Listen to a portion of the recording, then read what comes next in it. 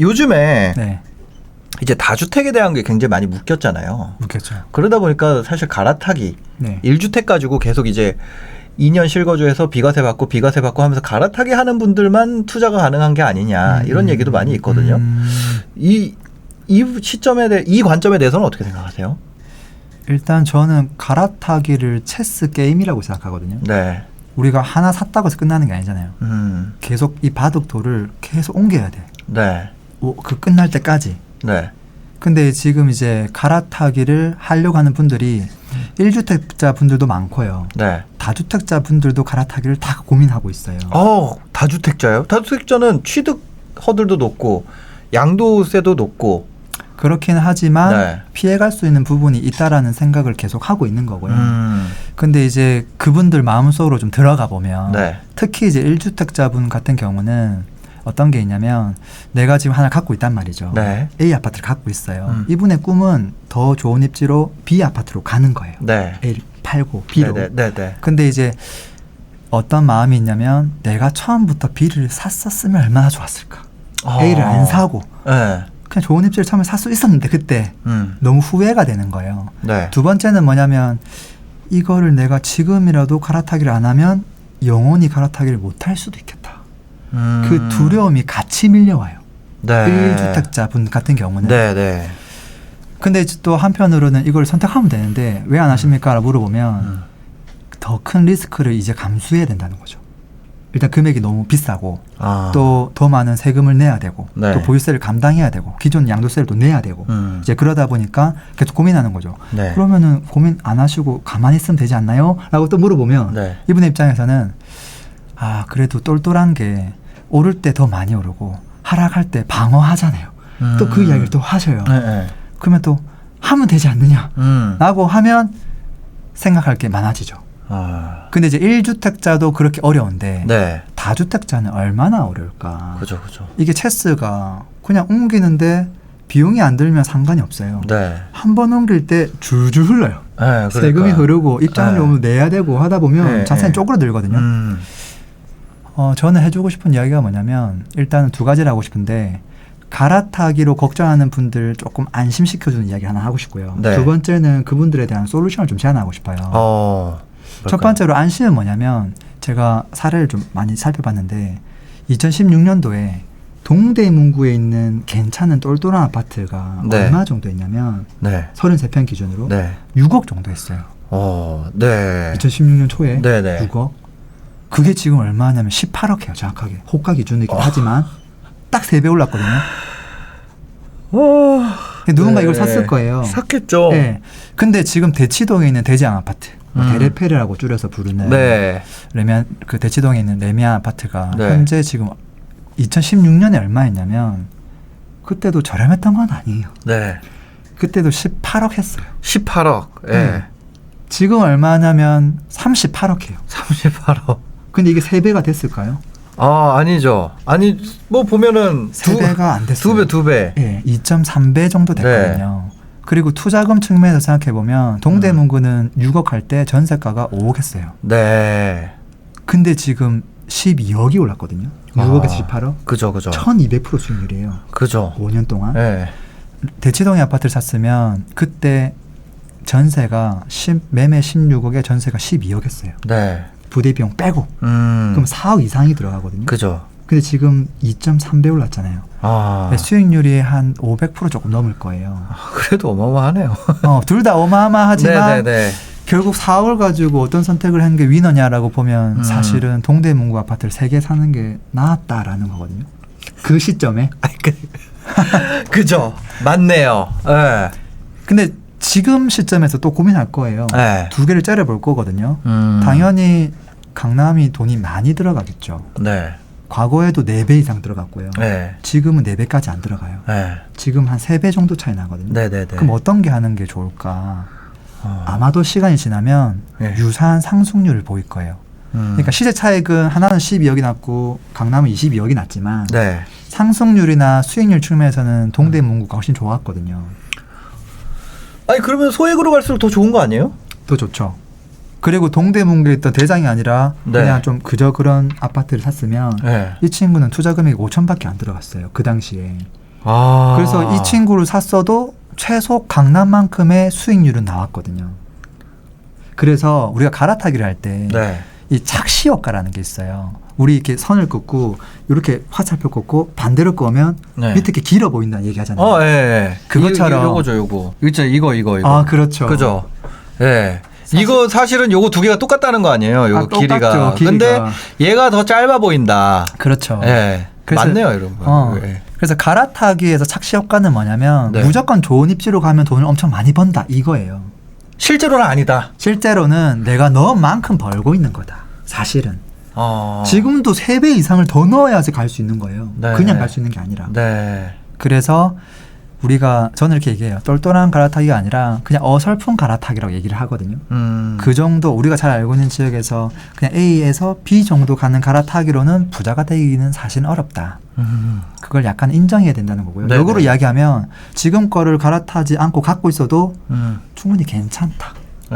너무 무리하지 않아도 괜찮다. 그러면 입지 내가 돈 수익률을 목표로 한다면 꼭 입지가 더 좋은 곳을 간다는 것이 돈을 더 많이 번다는 게 등식이 아니라는 거 아니에요. 자산이 빨리 불어나는 속도하고는 상관이 없다는 거죠. 아하, 맞네요. 그런 것 같아요. 그게 지방으로 가면 더 심해져요, 사실은. 돈이 더 적게 들어가고 레버리지가 더 많이 되니까. 그래서 이 부분에 대한 제가 안도를 조금 해드리고 싶었던 거고요. 그러면 이제 어떻게 하면 우리가 좋은 갈아타기를 할 수 있을까? 이 갈아타기를 하기 위한 어떤 중요한 키워드들이 몇 가지가 있어요. 3가지만 뽑아보러 간다면 첫 번째는 세금이에요. 세금. 입장료와 이 폐장료가 너무 세요 지금. 세금을 체크해야 되고요. 두 번째는 뭐냐면 수익률. 세 번째는 뭐냐면 레버리지. 이 레버리지는 대출이 될 수도 있고요. 뭐 비조정 지역이라서 거기는 뭐 양도세를 좀 적게 낼 수도 있고 여러 가지 부분이 있을 텐데 이 3가지를 놓고 시뮬레이션을 해봐야 돼요. 예를 들어 볼까요? 지금 예를 들어서 부산에 똘똘한 아파트를 하나 갖고 계신 분이 있어요. 해운대 아파트가 하나 있다고 보자고요. 지금 현재 매매가가 15억 정도예요. 전세 가격이 7억 정도 해요. 전세가율이 40몇 %밖에 안 돼요. 근데 15억 정도로 만약에 서울을 딱 살펴보면 강동구 대장은 못 사요. 왜냐하면 18억에서 20억까지 하기 때문에. 그렇지만 강동구에 있는 뭐 부대장급을 사면 15억 살 수 있어요. 15억. 그 친구의 전세가가 얼마예요? 걔는 전세가가 율이 60%좀 돼요. 지금 부산 거 갖고 있으면 강동구로 갈아타야겠네요. 똑같은 매매가인데 하나는 7억이 안 되는데 하나는 9억이 넘거든요. 9억에서 10억 정도 돼요. 갈아타기를 충분히 해볼 수 있죠. 그래서 이거 2억 남는 거 가지고 지방에 하나 더 할 수 있겠네요. 그럴 수도 있죠.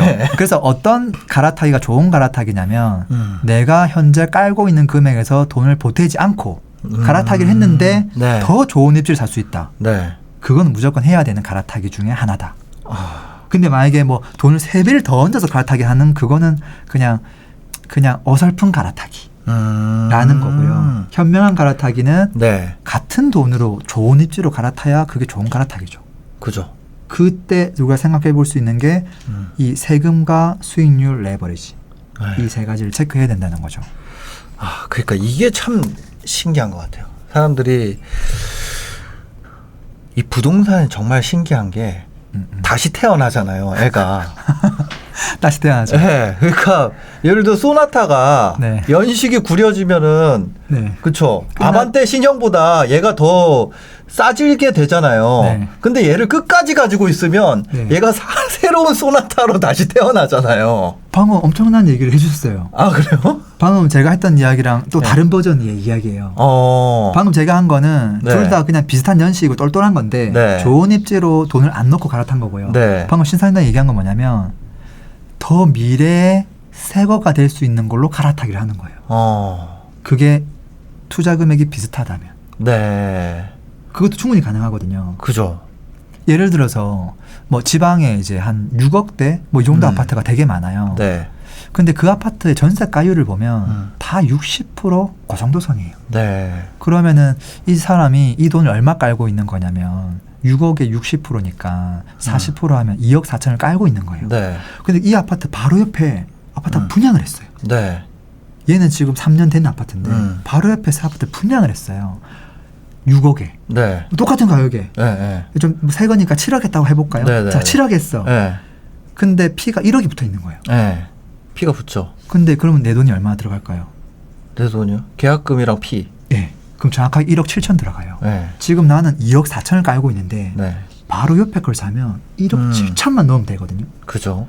얘가 더 새 거잖아요. 네. 이걸로 갈아타기를 얼마든지 할 수 있죠. 이게 바로 소나타와 그 예시죠. 그렇죠. 그러니까 이게 일반적인 우리 소비재에 대한 감각과는 좀 다르게 작동을 하는 것 같아요. 거기서 더 나아가면 분양권에서 이제 재건축 재개발로 가게 되죠. 그러니까 그거보다 더 가면 이제 재개발 될 곳, 재건축 네. 될 곳. 네. 그런 것까지 가는 거고. 근데 물론 이제 사용에 대한 가치가 있기 때문에 네. 너무 멀리 가면 갈수록 그게 동일한 가격이라고 볼 수는 없어요. 네네. 근데 이미 지금 분양까지 한 거 같은 경우는 2, 3년 내에 확실하게 세유가 되잖아요. 그죠. 그런 녀석은 안전 마진이 충분하다. 네. 그리고 내 투자 금액이 훨씬 적게 들어간다면 갈아타기를 해볼 만하다라는 거죠. 그죠. 그러면 이 갈아타기라는 건 똘똘한 갈아타기가 있고 평범한 갈아타기가 있는 거죠. 예를 들면 우리 애가 대치동에서 공부했으면 좋겠어서 아버지 지금까지 모은 돈이랑 그런 합쳐서 그냥 글로 갔어. 그래서 그냥 그런 마음이라는 거죠. 그냥 나도 좋은 차 타고 싶어. 나도 그냥 좋은 곳에 살고 싶어 하는 그냥 인간이 가지고 있는 기본적인 욕망인 거고 그걸 했다고 해서 갑자기 부가 막 급속도로 늘어나는 건 아니더라. 그러면 지금 같은 세금을 또 감안을 해야 된다 그랬잖아요. 해야 되죠. 그래서 이제 다주택자분들은 좀 더 신경 쓸 게 많죠. 특히 이제 취득세, 보유세, 양도세 이 세 가지를 다 체크해야 되거든요. 지금 입장료가 기본적으로 뭐 12%가 넘으니까 지금 그것을 피하려면 뭐 생각보다 많은 선택지가 저는 있다고 봐요. 뭐 예를 들어서 지금 미래 신축이 될 수 있는 분양권도 있지만 거기서 한 걸음만 더 나아가면 허물어져 있는 상태예요. 분양하기 바로 전. 땅. 땅은 일반 취득세죠. 일반 세율이죠. 취득세 4.6%잖아요. 땅은 이제 토지만 있으니까 토지에 대한 취득세만 4.6%. 네네. 그래서 우리가 그냥 뭐 한 3년 전으로 좀 갔지만 그래도 취득세는 아낄 수 있다는 거죠. 근데 확실히 이 뭐라 그래야 될까요? 갈아타기가 허락하는 이 겹치는 구간이 훅 많이 이 밴드라 그래야 되나? 이게 훅 많이 겹쳐야지 갈아탈 수 있겠네요. 그렇죠. 다주택자 같은 경우는. 그렇죠. 그 뭐라 그러지? 무주택자 같은 경우 이 밴드가 아주 얇게 겹쳐도 싹 들어갈 수가 있는데 그런 난이도가 많이 올라갔네요. 다주택자 입장에서는. 그 다주택자 입장에서는 똑같은 돈을 갈아타기 했을 때 세금까지 고려했을 때 최소 갖고 있던 것들도 오르겠지만 새로 갈아타기 한 녀석이 수익률이 한 2배는 차이가 나야 돼요. 그랬을 때 갈아타기를 해야 되는 거예요. 근데 무턱대고 팔고 갈아타기 하려는 분들이 있어요. 뭐 예를 들면 서울에 있는 걸 팔고 현금을 7억을 확보한 다음에 지방에 7개 사면 안 돼요. 그런 분들이 있어요. 이분들의 실수는 뭐냐면 이 서울이 올라갈 걸 생각 안 하고 그냥 개수만 늘리면 무조건 자기가 이기겠구나라고 생각을 하는 거죠. 그렇지는 않거든요. 그 과정에서 비용과 또 뭐 세금 이런 것들 다 고려를 해야겠네요. 수익률이 2배 이상 날 수 있으면 놔줘야 돼요. 예전보다는 뭐 공부하는 게 좀 어렵죠. 다주택자 입장에서는 어렵죠. 무주택자는 사실상 근데 가격 말고는 바뀐 게 없지 않나요 지금? 뭐 규제에 대한 부분들만 좀 다르다고 봐지고요. 물론 가격도 올랐지만 가격은 어차피 계속 오르는 거니까. 근데 이제 뭐 명의 부분에 있어서 예전에는 그냥 현금이 많으면 그냥 한번 살 때 뭐 3개, 4개 살 수도 있는데 지금은 되게 주춤주춤하거든요. 명의가 날아가니까. 그러기도 하고 또 규제가 워낙 많고 보유세도 좀 부담되다 보니까 이제 아파트보다는 비주택으로 또 넘어가려고 하는 분들도 많죠. 무주택자들도요? 무주택자 분들도 어차피 하나 사고 나면 금방 다주택자가 될 텐데 이걸 아껴놨다가 이 명의는 나중에 청약 때 쓰고 처음부터 비주택을 먼저 해야 되겠다. 그런 분들도 있는 게 사실이죠. 저 같은 경우는 이런 것 때문에 이제 묘한 현상이 일어나는 것 같아요. 지금 뭐 홍대나 명동이나 이런 데 보면 공실인데 원래는 이게 수익률 따라서 가격이 건물 가격이 결정되잖아요. 그렇죠. 근데 공실인데 건물 가격 올라가. 풍선 효과처럼. 임대료가 네. 안 나오는데도 네. 건물 가격, 거래 가격은 계속 올라가는 그런 상황이 지금 되는 것 같아요. 이게. 저도 너무 그게 신기한 것 같은데. 네. 저는 이제 아파트를 대체하는 주택이 있다고 봤을 때 아파트를 규제하면 당연히 아파트를 대체하는 다른 주택이 오를 수 있는 여지가 매우 높아진다고 봐요. 네. 근데 이제 지금은 이제 그것조차도 좀 힘들다고 보니까 많은 분들이 아파트 주택이 아니라 비주택, 네. 뭐 꼬마 빌딩, 네, 네. 뭐 지집산 센터 뭐 이런 데 좀 투자를 하는 거잖아요. 네. 이제 그랬을 때 저도 이제 뭐 강남부터 시작해서 뭐 성수 여기저기 있는 물건들을 막 보거든요. 그리고 과거에 있는 시세 변화를 다 살펴봐요. 네. 과거에 성수가 평당 7,000원 했던 게 한 평에 꼬마 빌딩이 7,000만 원 했거든요. 네, 네. 지금 1억 3천에도 다 나가요. 그게 불과 5년이 안 된 이야기거든요. 네. 이거를 매년으로 제가 나눠보니까 1년에 공시지가가 1,000만 원씩 올라가요. 다르게 얘기하면 기존 공시지가 대비 10%씩 오르고 있다는 거거든요. 네. 근데 이게 왜 이렇게 오를까라고 보면 지금 아파트 가격 자체가 굉장히 높아졌고요. 네. 이 아파트 가격 하나 살 돈으로 옛날에 뭐 조그만 상가나 지집사센터를 5개 살 수 있었는데 네. 지금은 어떻게 돼 있냐면 아파트 가격이 너무 많이 오르니까 네. 몇 개를 못 사는 거예요. 아니지, 더 많이 살 수 있게 되는 거예요. 네, 오히려. 네. 그러니까 이게 더 싸 보인다는 거지. 아파트 가격이 너무 올라서. 옛날에는 뭐 5개밖에 못 샀는데 네. 아파트 가격이 많이 올라서 7개도 살 수 있네. 네. 이게 만약 꼬마 빌딩으로 따지면 이거 팔면 꼬마 빌딩도 살 수 있네. 네. 옛날에 2개, 3개를 팔아서 샀어야 되는데 그러니까요. 그 상태가 되다 보니까 많은 수요가 쏠림 현상이 좀 있는 것 같아요. 어떻게 보면 이게 다주택자들의 갈아타기가 네. 팔고 네. 그 비주택으로 가는 갈아타기가 지금 일어나고 있지 않나 그런 생각 많이 들어요. 하나만 어쨌거나 하나 남기면은 욕을 안 먹으니까 세금 안 내잖아요. 세금만 네. 아껴도 얼마요? 그렇긴 하죠. 네. 그러니까 맞아요. 양도세만 내가 내던 거 내일 이만큼 내야 됐는데 갑자기 이게 1주택 되면 양도세 9억까지는 훅 안 내게 돼 버리잖아요. 그러니까 그것만 해도 시세 차익이 엄청 큰 상황이 돼 버리니까. 엄청 크죠. 아파트는 뭐 60% 이상 내야 되는 네. 경우도 있는데 네. 10% 안에서 커버할 수 있으니까 그러니까요. 차이가 너무 크죠. 네. 그래서 그런 세금을 고려하면은 파는 게 이득인 그런 상황도 생기는 거예요. 팔고 이거를 내가 비주택으로 바꿔놓으면 유리하죠. 네.